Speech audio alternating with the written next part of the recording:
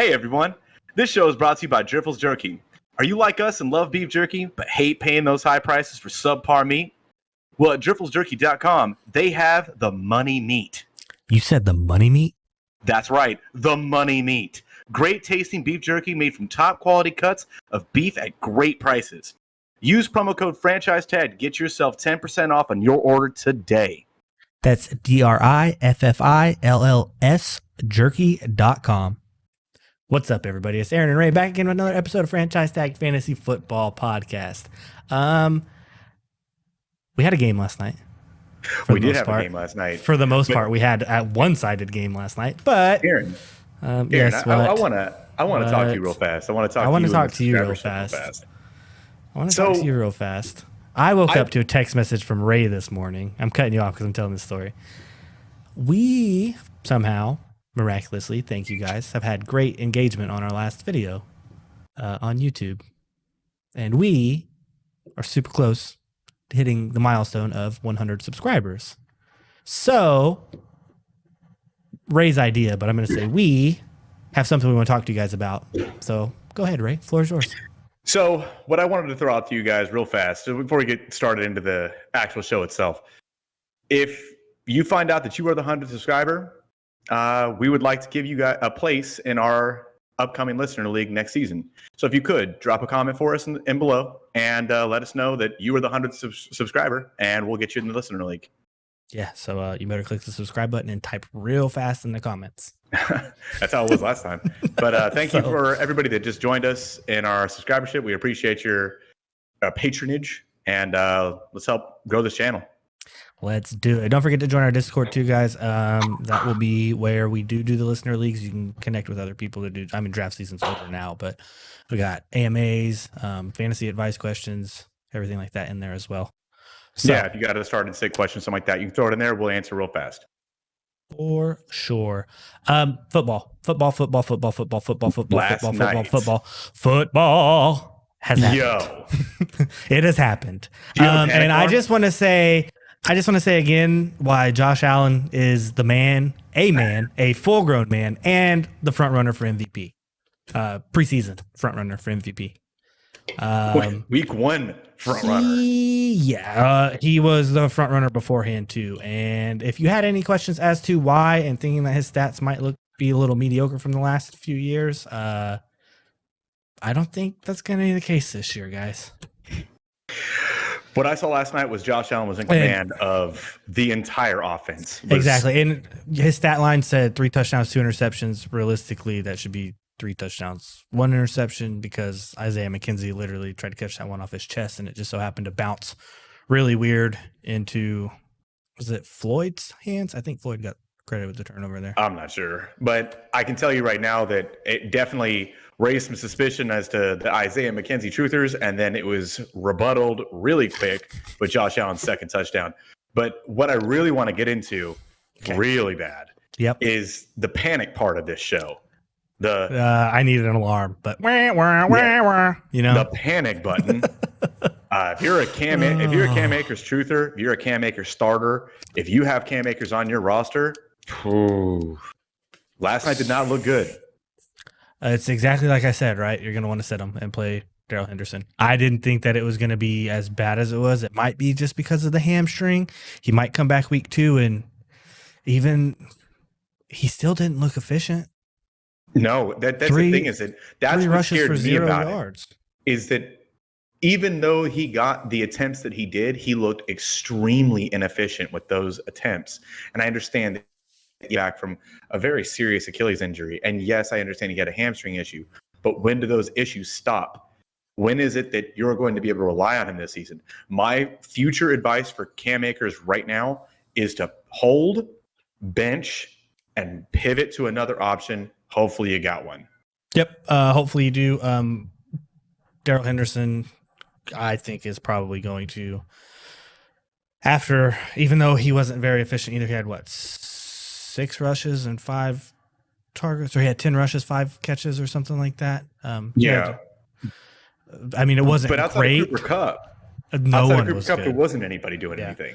Allen Robinson, if you have him, I don't think you panic right now. I think same thing with Cam Akers. You bench and wait and see. But if he's on Don't your bench drop after on your bench after week 4, and nothing's gotten better after 4 weeks into the season, cut bait. But don't drop. I would honestly, in this situation for Allen Robinson, I understand there's going to be a lot of people with him as your receiver too. In this situation, I'm holding for at least 4 weeks. At least. Yeah. See how things pan out. With Cam Akers, I am actively searching my waiver wire after this week to find that running back to replace and I'm cutting one of the deep long shot wide receivers or whatever this week. And I'm holding Cam Akers and that other running back just to make sure, because I'd rather be a week or two early on getting a running back if I have to cut Cam Akers than be behind the 8 ball on that. Now, one more thing I wanted to get into real fast before we start getting into the show, because I know we're pressed for time on this one for sure. That I'm not sure if what we saw from the inefficiencies from the running back with the amount of pressure that Matt Stafford was under, is that because of their offensive line, or is that because the Bills defense that's how good they are? They didn't blitz one time. I think it's a mixture of both. What's up? I think it's a mixture of both. Well, they didn't blitz because Rams, Sean McVay is notorious for not playing starters in the preseason, right? So this is like their conditioning and stuff is coming into effect here, right? So give them a couple weeks to get some conditioning in, get kind of the tire, the ball bearings and the wheels or whatever lubed up, however you want to say it. But I do think the Bills defense is that good. I want to hit on 2 more points before we move on, because that Bills defense is nasty. Yeah. When Tre'Davious White gets back, it's going to be even better. Also, Gabe Davis is probably still going to be that guy this year. Mm-hmm. Maybe a little more touchdown dependent than we thought. 4 for 88 isn't a bad stat line, especially if you're in full PPR. Half PPR, it's okay, but the touchdown really did put it over the top. Stephon Diggs is still the number 1 read in that target. Very much so. Or that offense. And Dawson Knox just signed the big contract. Ray, you kept asking me behind the scenes, does this change your take on Dawson Knox? Does this change your take on Dawson Knox? If Dawson Knox does what he did again next week, what he did this week, drop him and pick up a new tight end. I don't care if you drafted him in the 6th, 7th, 8th, 9th, 10th round. Move on, because if that's the case, it's going to be touchdown or bust, and he's no better than going and getting a Hunter Henry or Jonnu Smith, or you know what I mean. This goes back to like knowing your league a little bit too. If you got a Dawson Knox truther, you know who they are. Maybe see if you can get, instead of just cutting bait, see if you can maybe package a trade, throw him in there, get something nice. I got you. But to be fair, and Ray and I in 2 separate leagues, we're both on the end of this. I own Dawson Knox in one, he owns Dawson Knox in the other. So that's in us just preaching it to preach it. Where this is practice what you preach and what's going to happen for me if it happens again next week, because he only saw 2 targets. Yeah, I think that honestly, it is going to come down. He's going to obviously be not a league winner, but no. When you get to the tight end 5, the tight end 6, but that type of play though doesn't even put you in the top 12 at tight end. I mean, what I'm saying though is that is how the tight end 5 through 10 look. Yeah, maybe not necessarily 1 for 12 on 2 targets, maybe 3 for 27 on 6, but you got 3 points or 1 point. It doesn't matter. You know what I mean? Yeah, that's what I'm saying. You're not going to get a tight end 5 through 10 on a 1 point week. Yeah, it's just not going to happen. I got one more point. If you don't have another, go ahead. Cooper Kupp is that dude. He's that man. He's that dude. He's him. He's Himothy. Hemi Neutron. If the offense is moving, it's because of him, and if the offense is not moving, it's because Matt Stafford didn't hit him. He's gonna do it again. Maybe not as good of a season. Someone's gonna figure out how to stop him, right? How did McDermott, I mean, he's on my fantasy team. I hope not. I hope they don't figure out how to stop him, but how did McDermott not figure it out? How? I mean, 11 receptions. That catch. 10 receptions, 15 targets. He had 57% target share or something like that. Insane. He had 50% of the catches on the team. Insane number. So that catch that he had in the back of the end zone, dirty, filthy. Yeah, it was nasty. I mean, And I think it's a lot to do with the way Sean McVay schemes stuff up and runs one receiver through one way, another receiver through another part to pull those defenders and create gaps in the zone. And he's good enough where he's going to beat you in man-to-man coverage too. So, yeah. But anyways, yes, he is that dude. If they do not figure out how to stop him this year, whoever drafted Cooper Kupp, congratulations. Give ourselves a pat on the back. Because as of now, after week 1, it looks like it's going to be a repeat of what happened. But we haven't seen Justin Jefferson or Jamar Chase play yet. So let's temper expectations a little bit. They might explode too. Who knows? We might have We might have a 3-way race for number 1 wide receiver. This is crazy. What I saw last night was crazy. It was wild to me. I don't know. Wild. I don't know. Anyways, don't know. So you ready to roll into this? I am. We are going to cover the second half of games for the week 1 preview. We left off with the Jets Ravens last time. So today, Ray, we are picking up with the Jacksonville Jaguars at the Washington Commanders. I'm sorry. Hold the phones. Hold the phones. What did you just do? I gave a little kitty purr because they're not quite a full Jaguar yet. Excuse me. I'll see myself out, sir. I will not be a part of that. Go enjoy Minnesota. Yeah. If you guys didn't know, I'm in location behind enemy lines. We're going to be going to a Packer game tomorrow. We're in Minnesota right now. It's like really cool down here, but like this is raining from the FaceTime you called me on earlier. It's a little rainy, but I don't know. Anyways, probably a lot better than 108 and sunny in California, huh? Yeah, better than 175,000 degrees in my garage. Yeah. Hey, I better see you on TV Sunday, just screaming your head off. Anyways, all right. So what did you say? We had the Commanders, we had the Manders, and the Jaguars. Yep, Manders are at home. Okay, so they're over under sitting at 44 points. Yes, they're over unders at 44 points. The implied point totals are the Washington Commanders at 23.5 and the Jacksonville Jaguars at 20.5. Okay, so 2.5 point spread in favor of the Commanders. Sorry, I'm honestly, if this is the game where you're thinking, hey, I might be able to sneak a win in on your pick'ems or something like that, I'm going Jaguars. Yes, my wife is from Florida, right, like 30 minutes south of Jacksonville. She and her dad and the whole family are Jags fans, so it's the morning game. Packers play in the afternoon. Don't have to worry about it. So that's probably the game that's going to be on the TV. And on my phone is going to be Red Zone, so I don't miss any touchdowns from 7 hours of commercial-free football. No, Scott Hansen, thank you. So for my, we're going to start with the Commanders here. My starts are Terry McLaurin and Antonio Gibson with a little hesitancy. Yeah, but I mean, agree. He's kind of Mr. Necessary right there, right? Yes. I don't think. Do you think J.D. McKissick gets work? We haven't heard very much about him because it's been the Brian Robinson train. But when you look at what Carson Wentz did in Indianapolis, right? He had a bell cow running back, which is supposed to be now Gibson, correct? Yeah, it will never be. But I'm making yes, I get what here. you're saying. I get what you're saying. I'm trying to piece the puzzles together because it's week 1. Does Nyheim Hines and J.D. McKissick, did they kind of line up? Now, was Nyheim Hines viable with Carson Wentz? No, I'm not interested. But with Matt Ryan, who's not going to scramble around like Carson Wentz, yes, I think he is. I think you could see the 80 reception J.D. McKissick season 2 years ago. I think you could see Nyheim Hines play a role kind of like that. And it's not necessarily because JT's bad, Jonathan Taylor's bad, and going to be. Yeah, you're talking about the Colts. We're talking about. I know. Now I'm just confused now. But anyways, I was using those two as and I get it. But let me finish this because I'm not going to go too far into the Colts. Not because Jonathan Taylor's bad, but because like Joe Mixon, where he just goes off the field to get rest every once in a while. Yeah. Okay. Sorry. We're out of the weeds. guys. We're out of the weeds. We're here. I would agree with you. Hesitantly starting Gibson, starting McLaurin because you have to. He is that dude. And then I have since. I know we did the show doc a couple days ago, but as you could see live, Ray, I deleted some things out of the show doc. I am with you. I am sitting Jahan Dotson until I see it.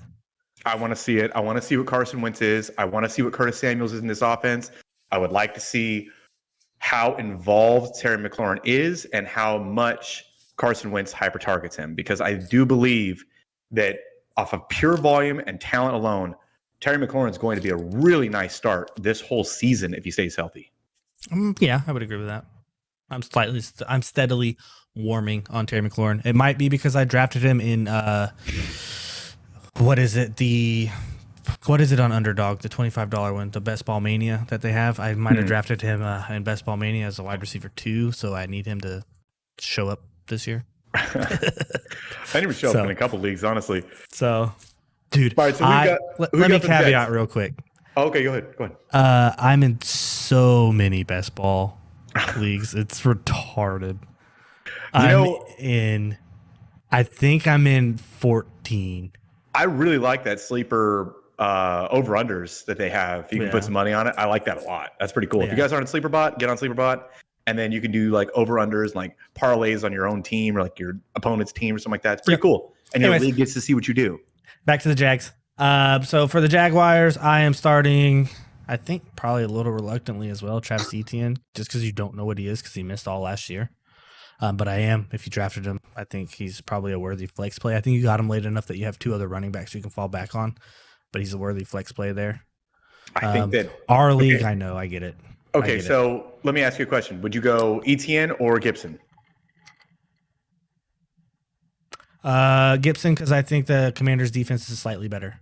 I would go Etienne because I think that they're going to have to throw the ball, and he is the most electric person on that offense. But James Robinson is, by the way, fully back and expected to play week 1. Do you start James Robinson? No. So let's lead into the next part. But still, I mean, you don't start him, but he might get some work. I'm just not interested. I'm starting to see it. I'm starting Mr. Moneybags himself, Mr. Monopoly, Christian Kirk as well. Yeah, I'm going to start Christian Kirk as well. And I'm definitely sitting Trevor Lawrence. I'm sitting anything else that's an option in that. I'm sitting any Jag until I see what Trevor Lawrence is going to be with Doug Peterson. I wish him all the best, but I'm waiting. Yeah. But for Etienne, I think that you can confidently start him. You're going to have a safer floor than what I think people believe because of the amount of receptions I think he's going to garner. Maybe, yeah. I mean, I guess probably not though, but we'll see. Why not? So maybe shoot that balloon down. Next up is going to be my favorite game of the week. Actually, it's not going to be my favorite game of the week. It's going to be the game of the week I'm most interested in, but not my favorite game of the week. But this one is going to be the Green Bay Packers at the Minnesota Vikings. The over-under is 47 points. Implied point totals are Green Bay at 24.5, 1.5 point favorites, and the Vikes at 22.5. I'm taking the Packers in this one just because I'm a Packer fan. That's just how it's going to be. They split the series last year, the last 2 years actually, with both home teams winning the games. So starting out beginning of the year, very first game of the season, if the Packers lose, we're never going to hear the end of it from the Vikings fans. I guess I'll be here to hear it. You will be there to hear it. What side of the ball you want to start on? Let's go with the Vikings. Okay. So for the Vikings, for me, I'm only interested in starting Justin Jefferson, Dalvin Cook, and Adam Thielen. I think Adam Thielen is a pretty good start this week. He's been a pain in the Packers side for a long time, and I don't see that changing. Okay. Question. What's up? Why would you not start Cousins if you're interested in all 3 offensive weapons? Because I think Cousins doesn't get you enough points. There's probably better options you can go with. He would be a lot better than Matt Stafford this week. You're right. But I just don't believe that he returns the value that you could get from somewhere else. Who do you think's going to throw the ball to the 2 receivers you're going to have starting? I get what you're saying. I understand these things. How many touchdowns do you think that they're going to have? Probably 3. Yeah? That's right on par. Who do you think gets the touchdowns? Dalvin Cook and 2 to Adam Thielen. So why would you not take the 8 to 12 points from Kirk Cousins? Not to mention, every time they've played in the last 2 seasons, the games have hit the over. This is talking about going to be, hopefully, knock on wood, somewhere around a 50-point ball game, 55-point ball game. That's a lot of touchdowns. And I'm just saying, someone's got to get them done. Dalvin Cook isn't going to rush. I mean, he might, but I don't think the Packers' rush defense are any slouches where he's going to rush 4 into the end zone. I don't know. So if you can't tell, guys, my start is Kirk Cousins plus Justin Jefferson, Cook, and Thielen. But you had one more. I did KJ Osborne. I don't know because then I got to thinking about it. They're talking about rolling Jair into the slot as well too. So I just don't really know how that's going to work. You need a transition screen? I got you. No, you're good. You're good. You're good. All right. So, but anyways, yeah, I would definitely fire up Kirk Cousins this week. Packers defense doesn't appear to be like it's going to be the past few seasons. It appears like it's actually going to be good. Start out good and stay good. So, I think this one will be a good game. I think it'll hopefully be a shootout. Let's hope it's a Packers win because they'll be there. So how about the Packers, Aaron? Who you got? You're definitely starting the back-to-back MVP, Aaron Rodgers. You're definitely firing him up. You're firing up both running backs, A.J. Dillon and Aaron Jones. I think that with Lazard potentially missing the game, you're going to need to have Aaron Jones if you have him in your lineup because he will catch a lot of balls. Yeah, that's the receptions have to go to him this week. And A.J. Dillon, I think they're going to split maybe 6 receptions each, 5 receptions each. A.J. Dillon, for being a big guy that people think of just a bruising back, he has really good hands. Better than you think. Exactly. And then you have to. His name is the Lizard King for a reason. You have to start Sammy Watkins week 1. Okay, so I would like to add, just you can do it, you cannot. If you believe, I would like to add Romeo Doubs to that list. Okay, that's fine. I think that in a deep flex, you can start Romeo Doubs and you can have some confidence there. Like, say, if you're the Michael Thomas owner, we're going to get to that. He might not play. Romeo Doubs, perfect role to pull in because he's going to have to be on the field. It cannot be Randall Cobb on the outside. It has to be somebody that can get over the top. I wish I would have water bet you something on Michael Thomas before this went down. You did. I know. I wish I would have though. Who do you got sitting?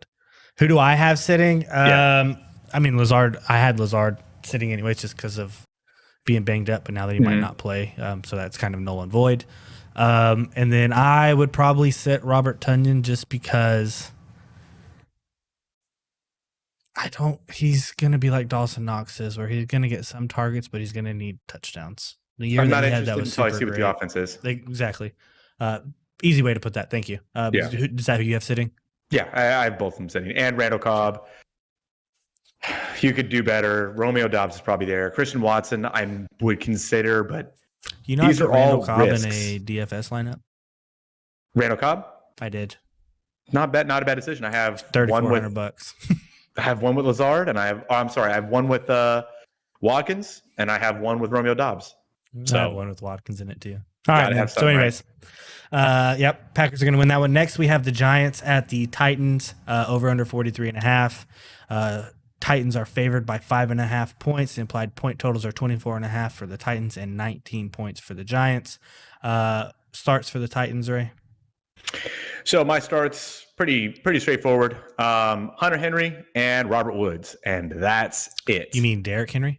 I'm sorry, Derrick Henry and Robert Woods. I should probably put first initials in there. Did I say Hunter Henry? You did. I don't know why I did. I think I was like, I was thinking about a tight end, and I don't know. Derrick Henry, King Henry, and Robert Woods. Himself. Okay, I got you. Yeah. I'm probably going to sit Tannehill, and I'm going to sit Treylon Burks so I see the rookie wide receiver do it. Yeah, I mean, I want to see what happens. I don't think that starting Treylon Burks week 1 is the right move. Especially considering the Giants defense is supposed to be something. Supposed to be. I don't know. I guess we'll just have to wait and see what the Giants defense is all about. So for the Giants, I'm starting Saquon Barkley. I am probably going to start Kadarius Toney if he is going to play, just because I believe he's probably the only pass catcher outside of Wan'Dale Robinson, who will be running the slot, who, if you are in a deep league, he would be a start for me too. So for me, I'm only interested in starting Saquon Barkley. That's the only piece that I want. That's it. That's it. Dang. I know that there's gonna be a receiver that's gonna kind of pop out at you. Do I think that it's gonna be Wan'Dale Robinson? No. Do I think that it could be Kadarius Toney? I don't know. Is it gonna be Sterling Shepard? No. I don't know. By the way, he's progressing really well too, but I don't think he plays. Yeah. So anybody that's not named Saquon Barkley, I'm not interested. Okay. Okay, I got you. I feel that. So this is the game I am looking forward to the most this week, and I'm sad that it is in the same time slot as the Vikings-Packers game. But I am looking forward to the Las Vegas Raiders at the Los Angeles Chargers. I think this is going to be a barn burner. The over-under is 52.5. Chargers are favored by 3.5 at home. Their implied point total is 28, and the Raiders' implied point total is 24.5 points. Yes, this is going to be a barn burner. Starts for the Chargers, Ray. Every offensive starter that they have. If you got, obviously, Justin Herbert, Sherbet, Mike Williams, Austin Eckler, Keenan Allen, I almost want to start a tight end in that position, too. I would probably, if you have to start a tight end or you're streaming a tight end, I would look at Gerald Everett. I would. I mean, I think that might be a move. I would. Yeah, there's nobody outside of that. I think we're both in agreement on that one, right? Yep. So if he's a starter for the Chargers, put him in. Yep. Outside of that, I'm not starting Josh Palmer. I'm not starting Jalen Guyton. I'm not starting Isaiah Spiller. If you have any of those on your roster, probably a hold this week, especially Isaiah Spiller. But you're probably not rostering Josh Palmer. You're probably not rostering Jalen Guyton. But I would not get cute with one of those options unless you're in a really deep league, like 16-man league. Then maybe I would go Josh Palmer. Yep, I agree. For the Raiders, I would be starting. Adams, Renfro, and probably Jacobs because he'll probably fall in the end zone twice. Okay, is that it for you? Yeah. Okay, so I saw what you wrote there, and I'm gonna go off. I would start Derek Carr over Kirk Cousins. I would. I wouldn't. I know that it's gross. I know that it hurts. I know that it's nasty, but I trust the Chargers offense to put up a whole hell of a lot more points than what I think the Packers offense is going to put up this weekend. So I'm more interested in the opposition. They're only 3.5 points over what the. Oh no, I lied. The Vikings are supposed to score less than the Raiders. That makes sense. Yeah. So the Packers are supposed to score as much as the Raiders. I'm just interested more in that situation than I would be in Kirk Cousins. I would like to start Derek Carr this week. Okay. Water bet: Kirk Cousins finishes higher in 4-point passing touchdown format than Derek Carr. Sure, let's do it. Okay. Let's you do gonna it. write that down? Write that down. I'll write it down in a minute. I'll write it down. No, you won't. You're gonna forget about it because when I'm right, you're gonna be like, "Oh, I forgot about it." You got a notepad too? You can write it down. No, I don't. I don't have a notepad. I don't have the legal water bets in my phone. You do. Share them with me. Share that sticky note with me. So when I type stuff in, we see both of it. Just if I got a welch on a bet, I can't have somebody else looking. No, it's just me and you. Just make our own. Come on now. Anyways, I'm sitting Darren Waller. Call me crazy. I'm sitting him. He has not been at training camp. He said it was a hamstring. If it was a hold in, hold out, whatever situation you want to say, okay, cool. But you also haven't been at training camp. You also haven't been running routes. You haven't been getting your conditioning in. I am not playing Darren Waller this week. For the opposing side of that, I would think that I would like to have a flex option in that situation, like flex off of Darren Waller, but most likely you don't. I'm more interested in starting Darren Waller than I am in whatever streaming option that you have that's not named David Njoku. Sir. But anyways, that's just my personal thing. I'm not starting Darren Waller. I call it on Cam Akers. I'm going to call it here too. I think you're going to have to start him. The way that most roster constructions are going to be, I think you're going to have to start him. So that's fair, but I don't necessarily think that I would want to go and grab a Gerald Everett over a Darren Waller. I don't think that I want to do that. I mean, if you drafted him, you're probably starting him, right? You're just going to have to reap what you sow. Ride it. Yeah, that's what I'm saying. So, yeah. Anyways, next up, we have the Kansas City Chiefs at the Arizona Cardinals. The over-under is 54 points. The Chiefs are favored by 6. Implied point totals are the Cardinals 24, the Chiefs 30. I'm taking the Chiefs in this one for sure. Yes, if the Cardinals had their original, like their starters healthy, I would probably take the Cardinals. But if DeAndre was in the lineup mainly. For those who don't know, Rondell Moore is dealing with a hamstring right now.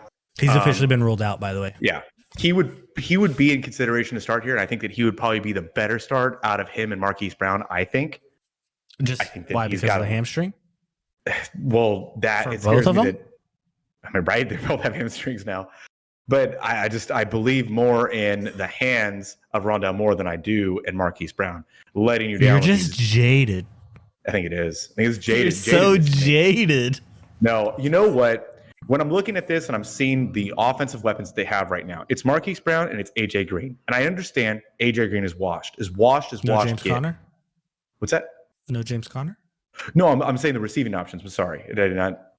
I'm No starting Zach James Ertz? Conner. Yes, James Conner starting. Zach Ertz is hurt. He's not going to play. So I'm willing to start AJ Green in the most desperate of pinches. I'm willing to start it, but you had to be desperate. How dare you? I wouldn't do it. I would go find someone else. How dare you? I would start Wan'Dale Robinson over AJ Green. No. Yes. No. Only Do we have another bet? No, I'm not going to make that. But there's no other option there to catch the ball. There isn't. Where? Who's another option there? Name one.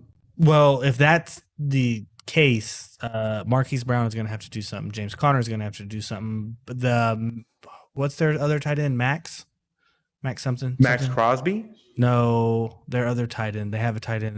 I can't think of his last name. I'm sure they Max, have a tight end X's. that you can't even think of his name. He got hurt last year after he exploded onto the scene. I'm not a Cardinals fan like that. But anyways, it's Max with 2 X's. I know that much. And Kyler, they're not going to get it done. They probably won't hit the over on this strictly because, like you said, there's really not very many options for the Cardinals. Yeah, they're getting blown out. If that's the case, I'm starting Kyler, I'm starting Connor, and I'm starting Brown. You have to start Hollywood Brown as the only option and to be the only pass catcher in that offense. He was really good in college. Guess who he played college football with? In situations where there wasn't any other weapons, AJ Green was at least a floor of like 8 points. I'm just saying that. In Cincinnati 5 years ago? No, in Arizona. When? I'm going to need you to look this up after the show. Okay. I need you to look it up after the show. I can bet it right now. Look, I'm just saying it's a gross start, but I don't like it. Betting it right now. Go ahead. You keep talking.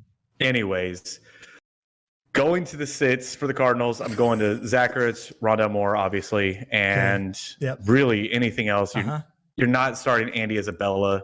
You're not starting. Andy Isabella might not even play. I don't think he's even on the roster still. You're not starting him. Don't even bother looking at it. And moving on to the Chiefs. Moving on to the Chiefs, I'm going to go with Mahomes, Kelsey, Juju, and CEH. All viable options to start. Yeah, okay. I agree with that. 1, 2, 3. Okay, AJ Green had a good stretch there. Weeks 2 through 3. Week 6. You said a floor of 8 points? Yeah. Yeah, you're either getting... You're not getting a lot. 12, 15, 15, 1.8, 16.4, 8.10, 7.5, 0, 0.9, 9.8, 1.9, 15.7, 8.4, 3.8, 8.9, 4.3. That was last year. And then in 2020, about the same, but a lot more goose eggs on that board. Yeah, he was hurt a lot more that year. But what I was saying is that when there was no other options available, his floor was about 8 to 9 points. Okay. That's fair. After some vetting, I see where you're coming from. Yeah, but I mean, this is one of the very few options that I would say, hey, why don't you put AJ Green in? Otherwise, and you have to be desperate. Like you found out Sunday afternoon you got 2 injuries. You got to throw somebody in. I guarantee AJ Green's on your waiver wire. Just a name to remember. Oh, he's on ours. He's on 99%. Of I just looked. I promise. So, okay. You said you're starting Mahomes, Kelsey, and CEH?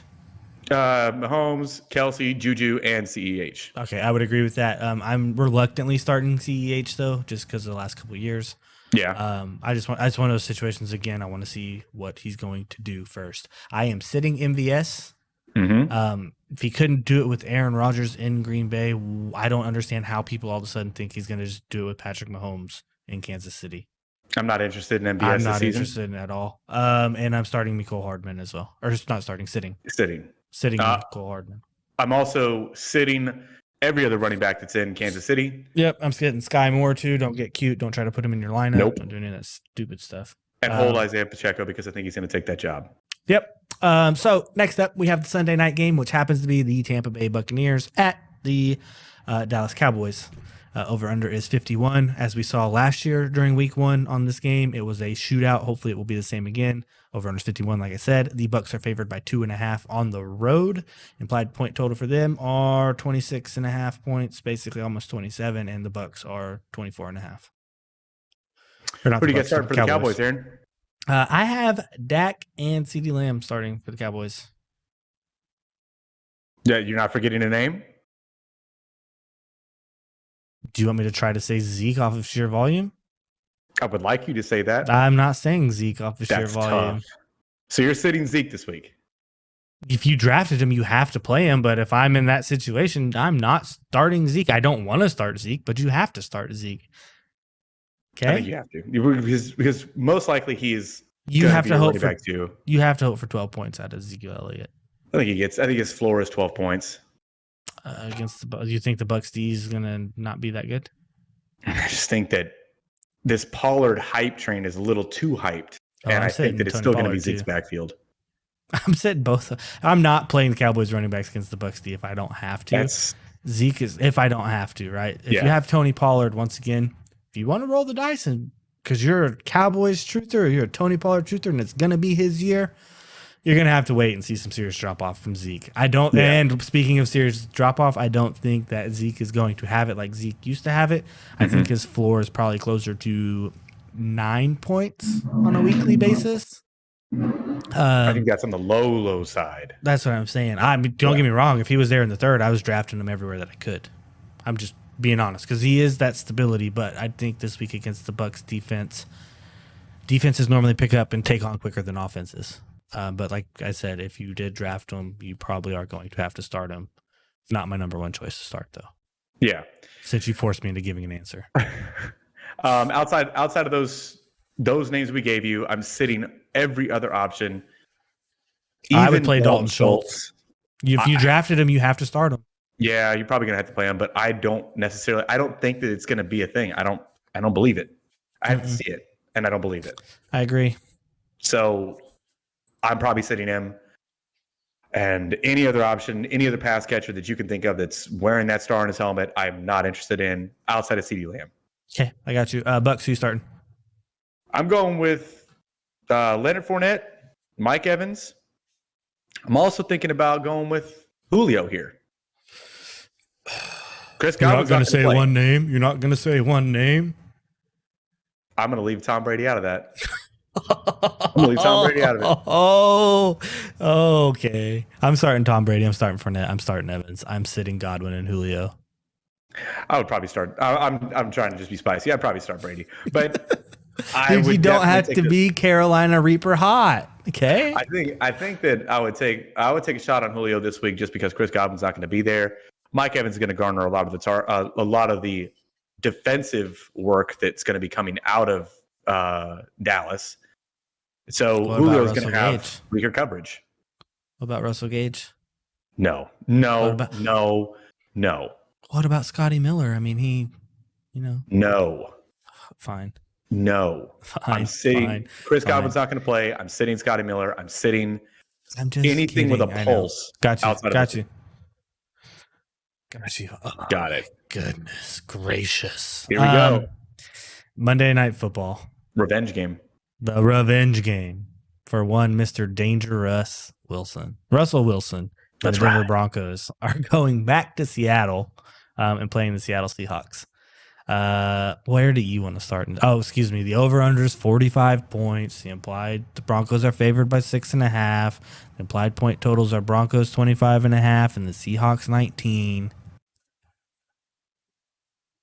Let's go with the Seahawks because I think that's a real short list. Yes.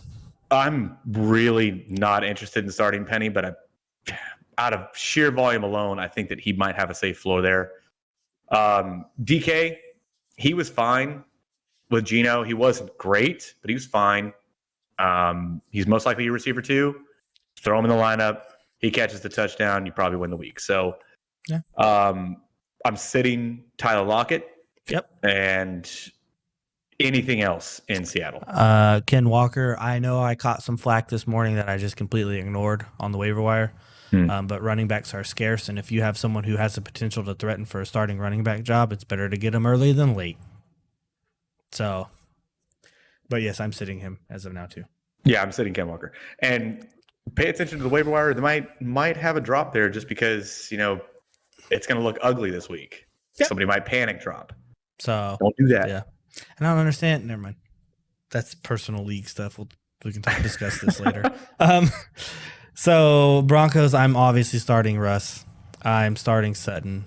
I'm going to start Judy just because I think that they're going back into Seattle where Nathaniel Hackett's going to let Russ cook. So they're going to run the ball. Yes, they are. But Russ is going to try to throw for as many touchdowns and yards as he possibly can to look on the sideline at Pete Carroll, give him the bird, and say, this is what you should have let me do. I think that you need to temper your expectations with Williams this week. They did. And Melvin Gordon. Yep. Hackett did come out and say he was going to ride the hot hand. So yep. That's why he was on the list before this news came out, and that's why he got subtracted from said list. Yeah. And with that being said, I think that more points to the fact that this is going to be a committee.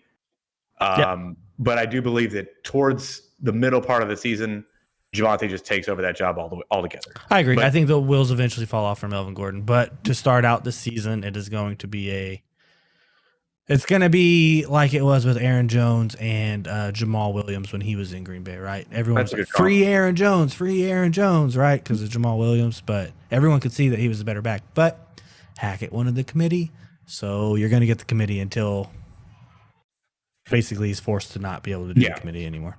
I would agree. But anyways, yeah, I'm sitting Gordon, and I would start Williams because where you drafted him, but temper expectations, like you said, and then I'm sitting KJ Hamler as well. I do like KJ Hamler, but they're gonna probably get up quick, and Russ is gonna get them there really fast. For a DFS play, KJ Hamler, beautiful move. I would agree. Anything to add on that one?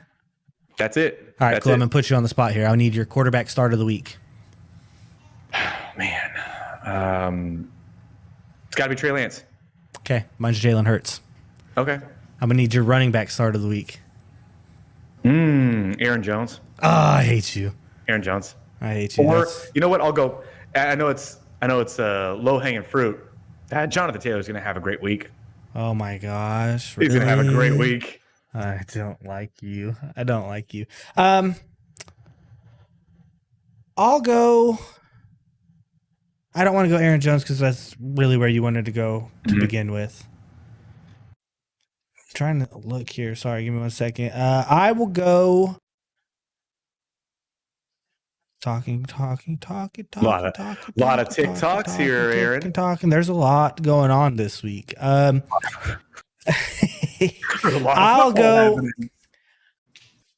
go Joe Mixon. Okay. Joe Mixon will be my running back start of the week. Okay. Alvin Kamara technically probably should be because I think that, especially with Michael Thomas going. Actually, I'm going to change Alvin Kamara because Michael Thomas might be out. Chris Olave, rookie receiver. I think that offense runs through Alvin Kamara. He's the start of the week. Chances are you probably could have got him as RB2 as well. In most leagues. All right, wide receiver start of the week. Well, I would have went Cooper Kupp. I promise you. But I think if Marquise Brown can hit, that's the perfect move. But that's such a risky proposition. You know what I mean? Yeah. So I think I'm probably going to go Mike Evans. Let's go Mike Evans. You're going to go. That's not where I thought you were going. I thought you were going to go Pittman. No. Okay. No.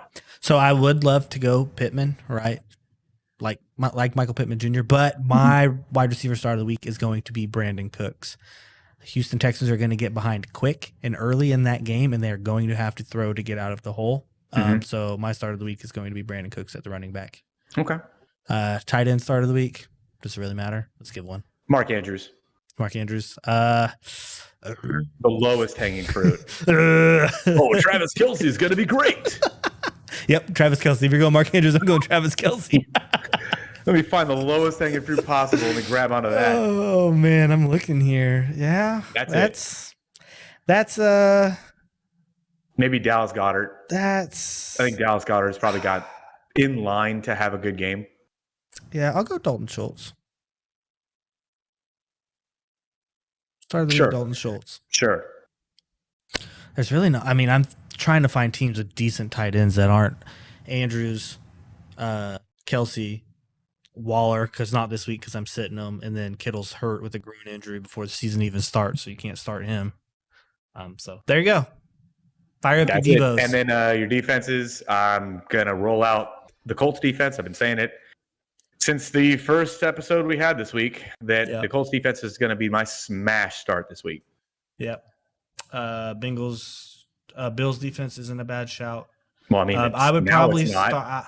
I'd probably start the Niners defense against the Bears or the Eagles defense against the Lions as well. Take your pick on that one. Okay, I'm with any of that, and I don't care about kickers. Get them out of here. I don't either.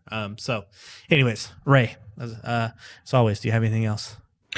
Just one last time. Thank you guys for hitting that subscribe. Thank you guys for taking this listen. If you've listened this long, please hit that like, drop a comment down below. Let us know what you guys want to hear about next.